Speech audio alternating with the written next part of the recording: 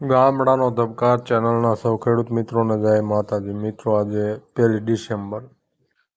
કપાસની બજારની વાત કરીએ તો મિત્રો, આખા ગુજરાતમાં 2,85,000 મણ જેવી આવક છે.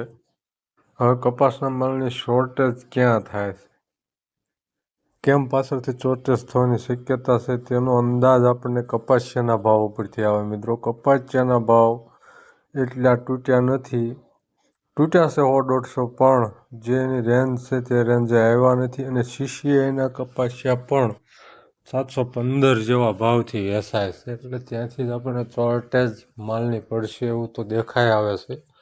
છતાં આપણે હજી આવકો સારી એવી થતી હોય, બજાર વધી નથી શકતું, પણ આ બધા શુભ સંકેતો બજાર માટે, પાછળની બજાર માટે છે.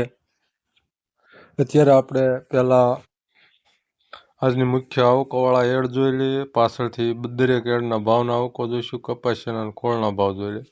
રાજકોટમાં 40,000 મણની આવક હતી, 1290થી 1519ના ભાવ હતા. મોરબીમાં 17,000 મણની આવક હતી, 1200થી 1560ના ભાવ હતા.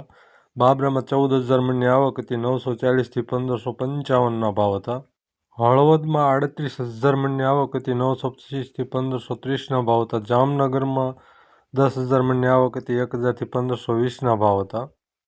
અમરેલીમાં 16,000 મણની આવક હતી, 970થી 1553ના ભાવ હતા. જસદણમાં 10,000 મણની આવક હતી, 1,100થી 1530ના ભાવ હતા. બોટાદમાં 48,000 મણની આવક હતી, 1,150થી 1550ના ભાવ હતા. કપાસિયાના ભાવ ગુજરાતમાં સ્થિર હતા.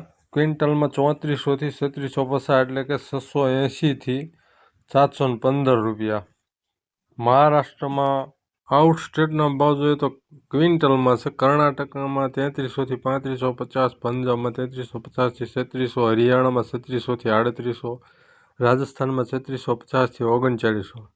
તો મિત્રો, ગઈ સાલ જે ભાવ હતા કપાસિયાના, એ 600 રૂપિયા ટચ થયા હતા, એવા ટચ થઈ શકતા નથી. ત્યાં જ આપણને એવા સંકેત મળે છે કે હજી ભલે તૂટે કદાચ કપાસિયા, પણ પાછળથી માંગ નીકળશે અને એની અછત સર્જાશે માલ, હાલ એવું લાગી રહ્યું છે. સૌરાષ્ટ્રમાં ખોળ બ્રાન્ડેડના 40 રૂપિયા જેવું તૂટી 1,610 રૂપિયા ભાવ હતા. અને એવરેજ નાની મિલોના 1,400થી 1,500 ભાવ હતા. રૂગાંસડી 29 mm લેન્થ અને 3.8 માઇકની શરતેના 100 વધી 52,000થી 52,300 હતા. હવે પાછળથી આપણે દરેક એડની કપાસની આવકો અને ભાવ જોઈ લઈએ. ચેનલને સબસ્ક્રાઈબ કરજો, વિડીયોને લાઈક કરજો અને શેર કરજો.